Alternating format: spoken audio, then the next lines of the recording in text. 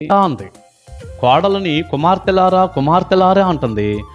Plus కోడల్ని 10వ వచనం 9 లాస్ట్లో ముద్దు పెట్టుకుంది. మరి నయోమి ఎంత ప్రేమ చూపించింది, వారి కోసం ఎంత ప్రార్థన చేసి ఉంటుంది, ఎంత భక్తి నేర్పించి ఉంటుంది, ఎంత ప్రేమ చూపించింది.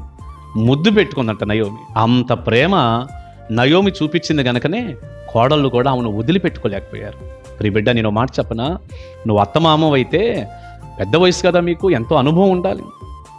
కోడల్ని కూతురులాగా చూసుకొని నా కుమార్తెవమ్మా అని చూడు, నువ్వు నా తల్లివమ్మా అని ఆమె ఖచ్చితంగా అంటది.